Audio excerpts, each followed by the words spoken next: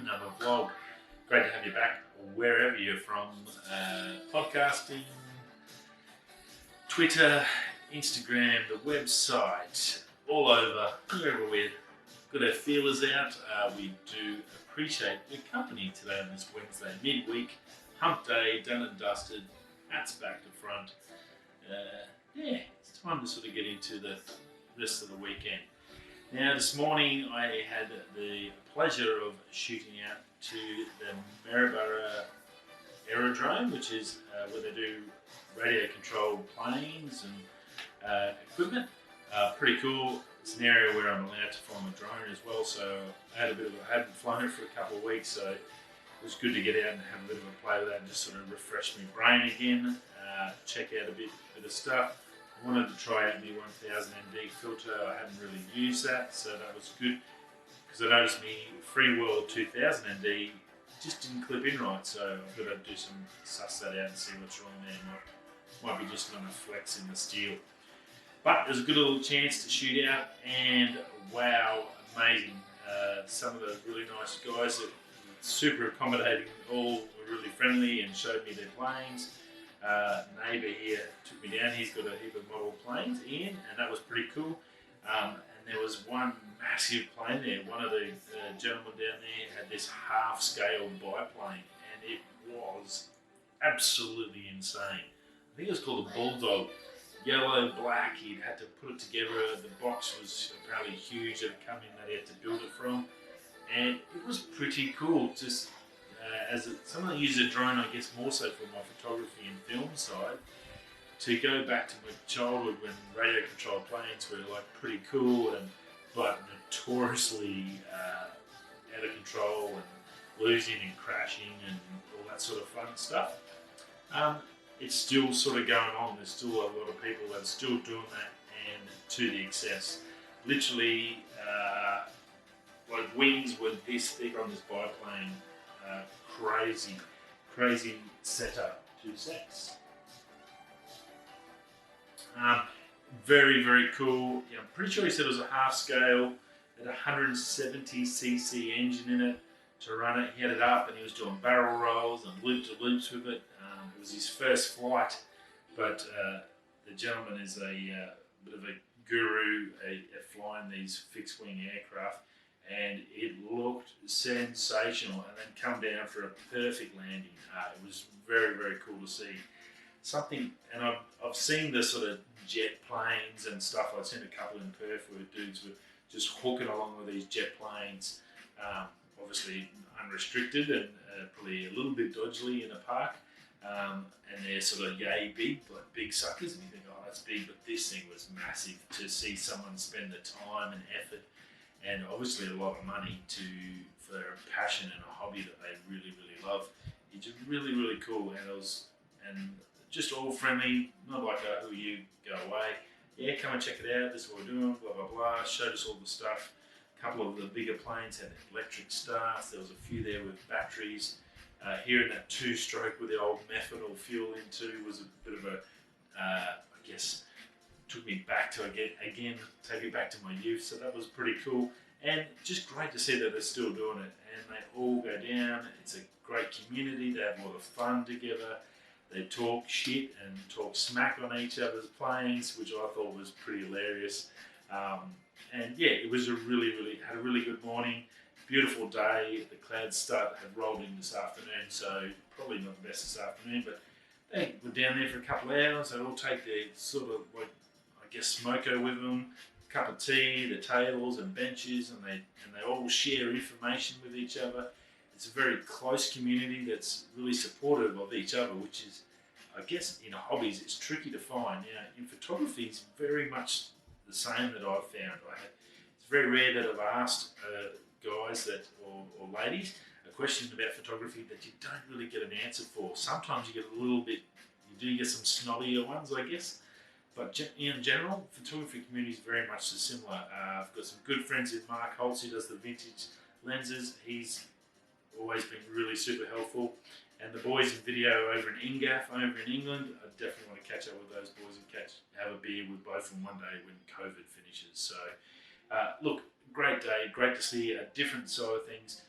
we all know how big drones are, and I think we look at that where drones realistically started from as this fixed wing, petrol engine, radio controlled planes and helicopters and all those sort of things. And those biplanes just look absolutely gorgeous when they're flying and barrel rolling. There was a couple there who were just doing spins and rolling, and it was really, really cool. So it was a really cool morning. Put me a little bit behind this morning today, but had a ball and it was good fun. If you have a model aircraft facility in your area, your local suburb, whatever, man, go check it out. I'm sure they'd love to have you come and check out the stuff. And if you're into drones or anything like that where you like to get hands on and if you're looking to find a hobby, and drones you can't really modify, the FPV stuff you can. And there's the guys there were saying that FPVs are sort of starting to come into them. They get some races and stuff. Some of their planes, they have races and they're doing 350 k's an hour on these planes. So pretty darn cool. So if you're a drone person, don't forget about that fixed wing stuff. It is a lot of fun. There's a lot of meticulous craftsmanship in these guys that have built planes and they build drivers. The hats and the paint jobs are immaculate. These guys spend hundreds of hours building these gorgeous things to fly around, and it is actually a very relaxing place to be, and it was a great opportunity, I thought, to see another, I guess, perspective of the remote control world. So again, if you haven't ever had that chance, look it up, check Google Maps, put in radio controlled aircraft or whatever, see if there's something local in the area. Go check them out. I'm sure you'll have a lot of fun. And with your drone technology, they like hearing about that sort of stuff, and vice versa. You may get some information that may help you down the track or give you something else, another place to go and learn your craft a bit better. These guys have a lot of knowledge that then can be transferred over to the remote control, especially in the FPV zone. I think learning from these guys who have never had DJI's algorithms, balancing planes and 19 satellites to lock your drone in the sill. These guys have to fly it, very much like FPV. I think this is a good place as a starting point, or something different to what you're doing. If you're into FPV, you could easily transfer that DJI FPV system with the goggles into a plane, and you could run it that way, fly the plane using the goggles. I talked to a few boys about that. Now, they also mentioned that they do lose a few planes. A few guys have lost thousands of dollars worth of plane, and I mentioned, maybe you should look at the air tags or the Apple air tags or the tiles. Both of them are good ways to go and track your plane down. If you're spending thousands of dollars, last thing you want to do is lose your plane. And those items, Apple air tags are new, but they also give you very close range, great reception, and easier with most people using iPhones, especially in Australia. And the tiles are cheaper, or not cheaper, about the same price, but a different option that can work with Android as well. That can give you the same sort of thing. So I mentioned that, and a few of the guys here went, "Oh, that's pretty handy to know." So I think they're going to look at them to, I guess, safeguard their investment. So that was pretty cool. I got knowledge, hopefully helped out a little bit with a few other little things, so that was cool, and took some shots. So I'll try and quickly get one of my shots edited up and chuck it on the thumbnail for you to see this big yellow biplane. It was pretty cool. Rightio, obviously big news was, I guess yesterday, was Bill and Melinda Gates getting divorced. Never good. Unfortunately, to my own silly fault, I've been divorced, and it's no fun. No matter how good or well it goes, it's still a gut-wrenching, hard time for anyone's life. So yeah, for those guys, I do feel for both of them. It looks like it's a mutual thing, which is good in regards to, well, they've got kids, so I'm sure they're going to mutually get this nutted out and sorted. It won't be drawn through the courts and all the dramas that some of them have. So that, I guess, in essence, is probably a good thing to hear. I guess what everyone's talking about, no one's really caring about their poor old feelings, and I do feel for both of them. It's never a good time. I've experienced it, so I do know how much guess, hurts probably going through them and what they're probably feeling. And it's never a fun time. I don't think they're thinking about money at the moment. They were obviously in love for a long time. 27 years together is a massive, massive commitment. And yeah, he's got plenty of money. I'm sure she's going to get plenty of money out of it. I think they're going to not have to ever worry about paying bills. Whether he then isn't in the top 5 richest, again, I don't think he's that sort of person. He really cares. He knows he's successful. Microsoft is still doing very well. He's been one of the richest men on the planet for many, many years. They've given a lot away in healthcare and stuff like that. So, look, yeah, apologies, but I guess imagine what the divorce is. If it's 50-50, she could realistically end up with 90 billion and possibly dethrone Miss Bezos's or Jeff Bezos' ex-wife as the richest woman in the world. So that's, I guess, the other side of the coin as well. So some big money involved. When you got $180 billion, I guess, family trust. I'm pretty sure that's where they got it. And I think they originally, early on, they said they were going to give it all away and not leave much for their kids anyway.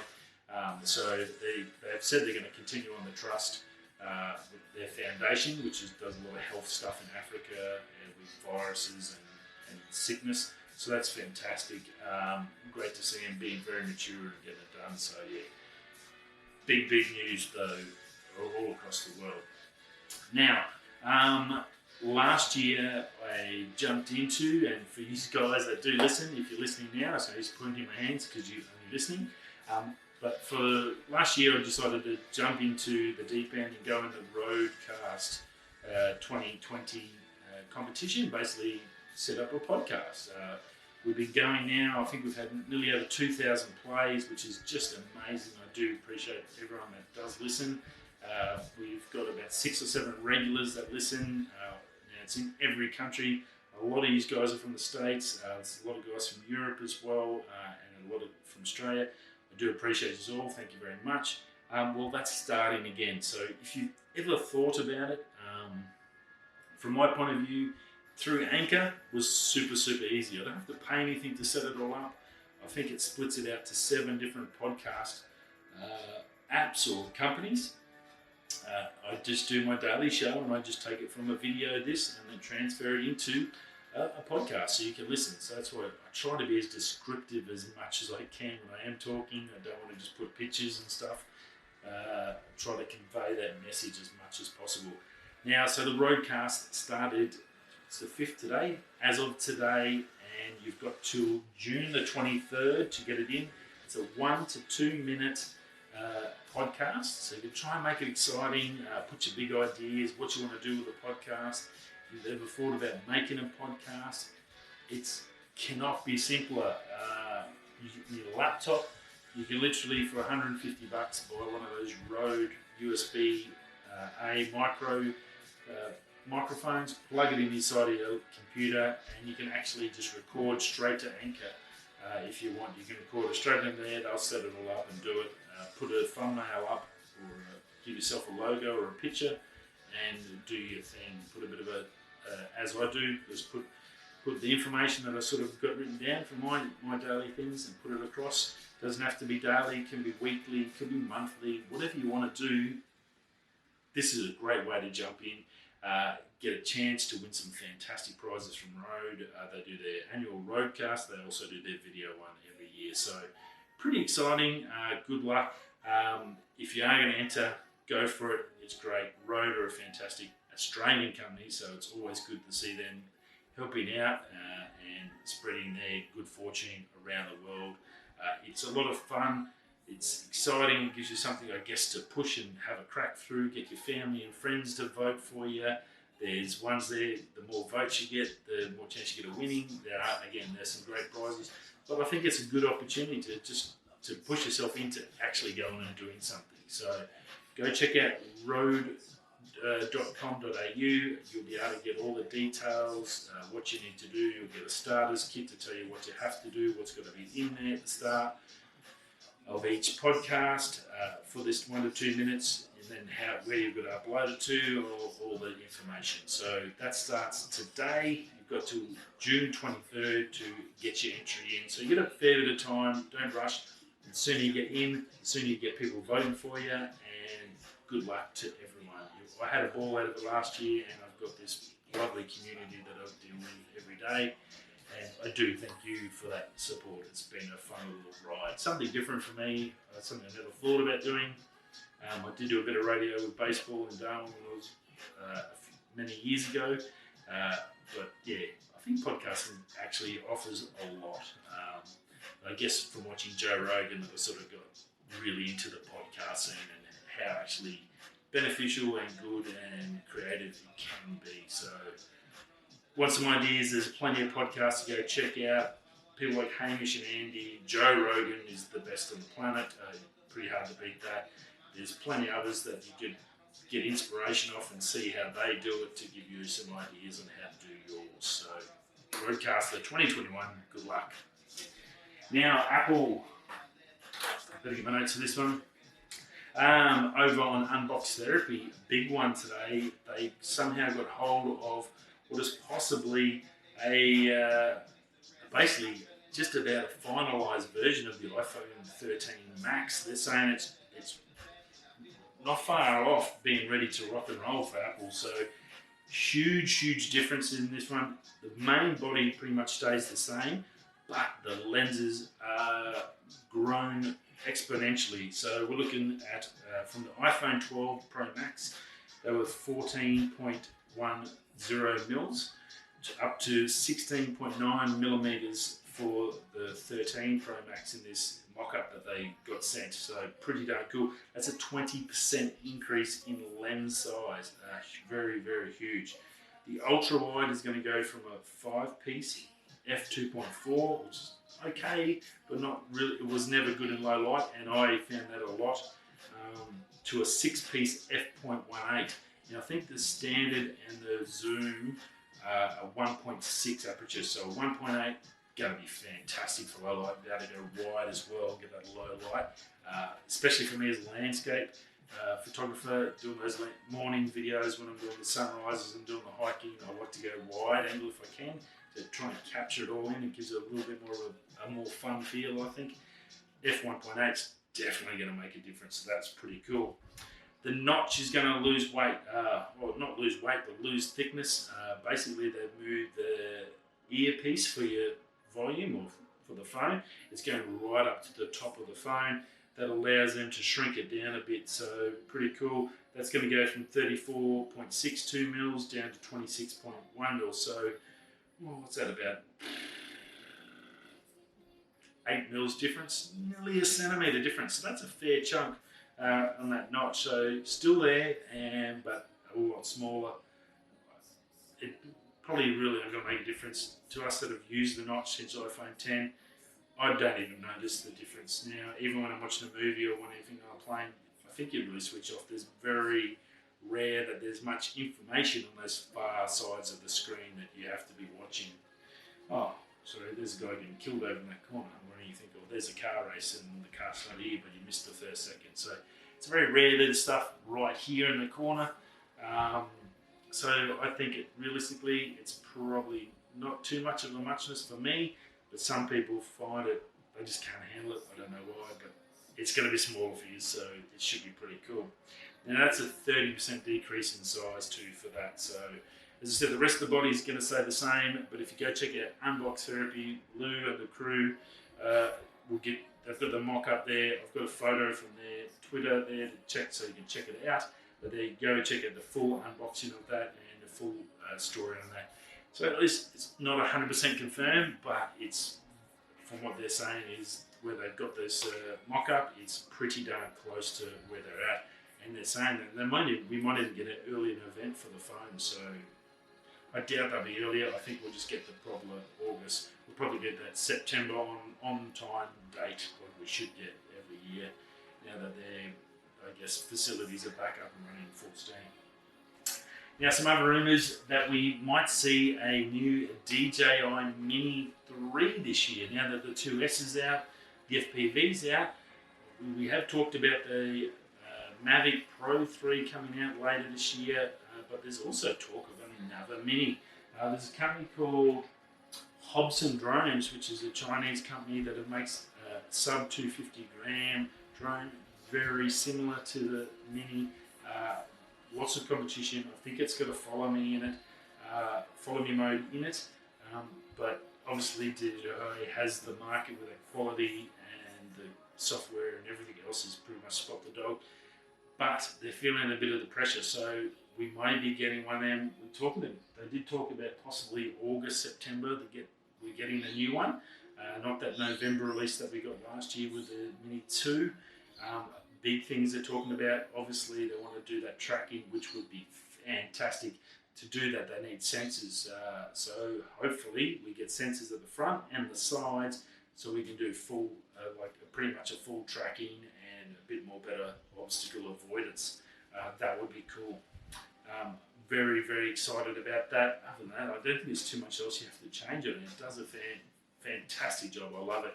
But if it does have tracking, I would definitely consider trading it, selling on eBay and upgrading straight away to the next one, because I think tracking would make a world of difference to the Mini. As it is, it's fantastic. I can fit it straight into a lens slot in my camera bag, which is perfect for us photographers. We don't have to carry extra bags for a drone. That's just silly. The controller is nice and slim, so I can slot in there with my lens filters where I have them. So that works out perfectly well. But if you could get tracking into that DJI, that would be sensational. So look, good ideas. I guess we'll find out later in the year, after June, July, I guess, how close we are to getting that. The rumours will become hotter and hotter. But look, that sounds pretty cool, and I think it's a good next step for the Mini 2. It already has 4K, which is realistically pretty awesome. I would like to see 2.7K up to maybe 120 frames a second, or even 4K up to 60 frames, because when you are filming, 4K 24 is great for stagnant shots, but when you are flying, getting more frames in does give you a bit more smooth when you go to edit and do some cuts. So that would be good, getting 4K at 60, and a tracking would make a great evolution for the Mini 2. So very cool. And that's about it for Wednesday. Yeah, a fair bit in that. Yeah, condolences to the Gates family. I know the kids will be hurting probably the most in that one. Rode, don't forget your RodeCast. It starts today. June 23rd, you've got to get it in. 1 to 2 minutes. Go do it. It's worthwhile. I had a ball doing it, and it's definitely worth a crack. No matter what your level. You don't have to win. It's a good experience to start off. Okay, doke. I'll see you all again tomorrow. We'll be going this way, that way,